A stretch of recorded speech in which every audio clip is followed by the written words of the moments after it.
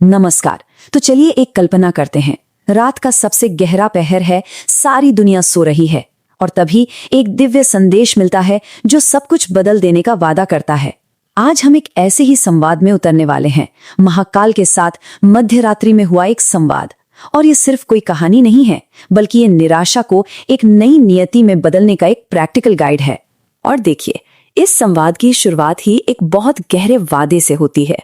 ये इशारा करता है कि जिन पलों को हम अपना अंत समझ बैठते हैं, चाहे वो कोई बड़ा नुकसान हो, किसी रिश्ते का टूटना हो या कोई निजी संकट, वो असल में दीवारें नहीं बल्कि दरवाजे हैं। यहीं से ये सोच जन्म लेती है कि हर अंत असल में एक बड़े बदलाव का बुलावा है। तो पहला खंड, महाकाल का बुलावा, दिव्य प्रसारण की तैयारी। ये कोई सुनी सुनाई बात नहीं है, ये गहरी निराशा के एक पल में भेजा गया एक सीधा निमंत्रण है और वादा है दुखों के इस चक्र से बाहर निकलने की एक गुप्त चाबी का। लेकिन उस चाबी को पाने से पहले ये सीखना होगा कि उसे ग्रहण कैसे किया जाए।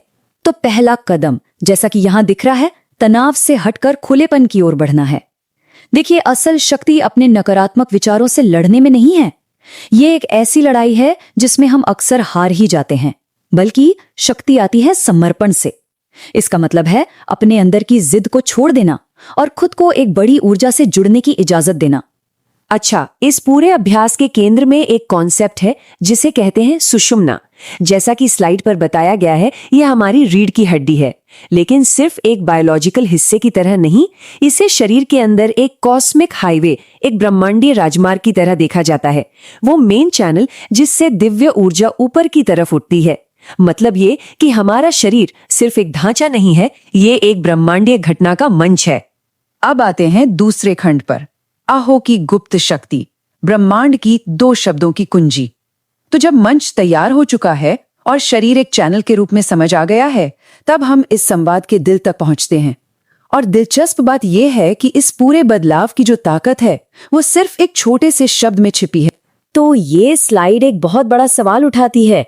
आखिर वो गुप्त चाबी है क्या, जो खुद ब्रह्मांड के दिल का ताला खोल सकती है?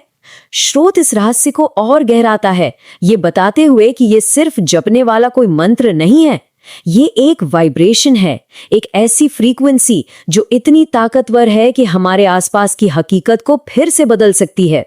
सोचिए, ऐसा क्या हो सकता है? और ये रही वो चाबी। अहो, ये रहस्य कोई मुश्किल मंत्र या कोई जटिल अनुष्ठान नहीं है, ये तो चेतना में एक बुनियादी बदलाव है। कमी की सोच से, यानी जो हमारे पास नहीं है उसे मांगने से हटकर उस गहरे कृतज्ञता की सोच में आना जो हमारे पास पहले से है। ये कृपया मुझे दे दो कहने और जो मेरे पास है उसके लिए धन्यवाद महसूस करने के बीच का फर्क।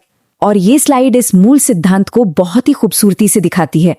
इस फर्क को देखिए, शिकायत का फोकस कमी पर होता है, जबकि कृतज्ञता यानी अहो का फोकस प्रचुरता पर होता है। एक और समस्याओं को खींचती है तो दूसरी और आशीर्वाद को। एक हमारी एनर्जी को खत्म करती है तो दूसरी उसे पैदा करती है। और आखिर में एक रवैया ब्रह्मांड के दरवाजे बंद कर देता है, जबकि दूसरा महाकाल का हृदय खोल देता है। बात साफ है, ब्रह्मांड बस उसी ऊर्जा को बढ़ाता है जिसे हम बाहर भेजते हैं। और ये कथन इस बात को बिल्कुल सीधे सीधे कहता है, जो रोता है उसे और रुलाया जाता है और जो आनंदित रहता है उससे और सुख दिया जाता है। इसे एक सलाह की तरह नहीं, बल्कि ब्रह्मांड के एक पक्के नियम के रूप में बताया गया है। तो सबसे जरूरी बात यह है कि अपनी प्रार्थना को मांगने से बदलकर धन्यवाद देने में ले आना ही अपने हकीकत को बदलने का पहला कदम है। तो चलिए अब तीसरे खंड की तरफ बढ़ते हैं, एक नई वास्तविकता को प्रकट करना, सृजन के व्यवहारिक चरण। अब जब अहो के पीछे की फिलॉसफी समझ आ गई है, तो सवाल यह है कि इसे इस्तेमाल कैसे करें। इस कृतज्ञता की भावना को अपने जीवन को बदलने वाली एक प्रैक्टिकल टेक्निक में कैसे बदला जाए। तो यहाँ अहो की ऊर्जा को असलियत में बदलने के लिए एक सीधी साधी 3 स्टेप की प्रोसेस दी गई है। पहला स्टेप, दिव्य मुद्रा, जिसमें उंगलियों को आपस में गूंथकर अपने हार्ट सेंटर पर रखा जाता है इस ऊर्जा को स्थिर करने के लिए। दूसरा स्टेप, अपनी तीसरी आंख पर एक सुनहरे दरवाजे की कल्पना करना जो हमारे अवचेतन मन का दरवाजा है। और तीसरा और सबसे जरूरी स्टेप, उस खुशी और राहत को महसूस करना जैसे कि जो चाहिए था वो पहले ही मिल चुका हो।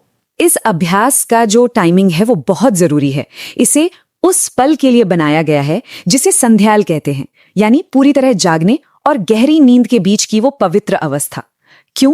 क्योंकि इस वक्त हमारा जो लॉजिकल दिमाग है, जो हर बात पे शक करता है, वो थोड़ा शांत होता है और हमारा अवचेतन मन किसी भी सुझाव को मानने के लिए सबसे ज्यादा तैयार होता है। ये सोने जैसी एक साधारण क्रिया को मैनिफेस्टेशन के एक शक्तिशाली अनुष्ठान में बदल देता है।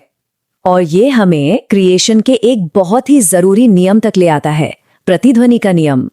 ब्रह्मांड आपको वो नहीं देता जो आप चाहते हैं, ये उसकी गूंज वापस भेजता है जो आप हैं और जो आप महसूस करते हैं। ये आपकी चाहत के शब्दों पर नहीं, बल्कि आपके होने के वाइब्रेशन पर रिएक्ट करता है। इसीलिए इच्छा को पहले से ही पूरा हुआ महसूस करना इस प्रोसेस का सबसे क्रिटिकल हिस्सा है। आपको वो इंसान बनना होगा जिसके पास वो चीज पहले से ही है जो चाहिए। चौथा खंड, अजेय कवच, अपनी नई ऊर्जा की रक्षा करना। ठीक है, तो जब कृतज्ञता की ये हाई वाइब्रेशन वाली एनर्जी बनाना हम शुरू कर देते हैं तो एक नई चुनौती सामने आती है। इसे बाहरी दुनिया की नेगेटिविटी से कैसे बचाया जाए? स्रोत इसका भी एक बहुत शक्तिशाली समाधान देता है और इस सुरक्षा के उपाय को शिव कवच कहा जाता है।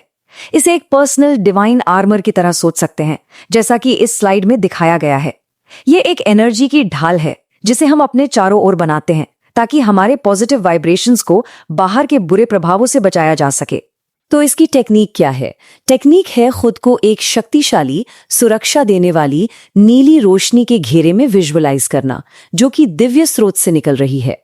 जैसा कि यहाँ देखा जा सकता है, ये पूरे शरीर को घेर लेती है। माना जाता है कि ये विजुअलाइजेशन जलन, बुरी नजर या सिर्फ नेगेटिव वाइब्स के खिलाफ एक मजबूत ढाल बना देती है। तो इस कवच को मजबूत कैसे बनाया जाए? ओहो का अभ्यास, नफरत और गुस्से से बचना और यहाँ तक कि अपने दुश्मनों में भी दिव्यता देखना, ये सभी जरूरी है। लेकिन सबसे जरूरी बात जो स्रोत बताता है वो है माफी के बारे में। कहा गया है कि माफी दूसरों के लिए नहीं है, ये अपने लिए है। हर गिला शिकवा जो हम पकड़ कर रखते हैं वो हमारे अपने आध्यात्मिक कवच में एक दरार की तरह है। माफ करना उन दरारों को भरना है। पांचवा खंड, दिव्य स्व का जागरण, अंतिम रूपांतरण। और ये हमें इस सफर के सबसे ऊंचे मुकाम पर ले आता है। अब बात सिर्फ एक टेक्निक को प्रैक्टिस करने की नहीं है, बात उस टेक्निक को जीने की है। ये एक इंसान से जो एक अभ्यास करता है, एक दिव्य चेतना बनने का आखिरी पड़ाव है जो उस अवस्था का प्रतीक बन जाता है। तो जो आखिरी पड़ाव है, जैसा कि ये कथन कहता है, वो है अपनी ईगो, अपने अहंकार को घोल देना। इसका मतलब है अपने सारे लेबल्स, अपनी पुरानी कहानियां और अपनी सीमित पहचानों को छोड़ देना। साधक शून्य बन जाता है, एक कोरी स्लेट। क्योंकि जब कोई खुद को एक छोटी लहर समझना बंद कर देता है, तभी वो पूरा सागर बन सकता है। अहंकार के इस खालीपन से कुछ नया उभरता है।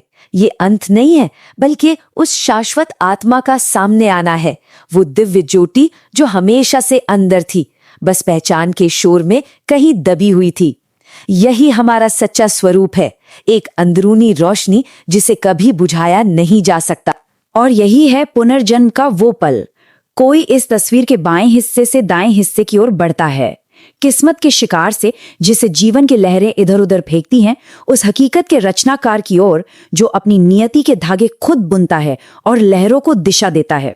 और ये संवाद एक बहुत ही शक्तिशाली रिमाइंडर के साथ खत्म होता है।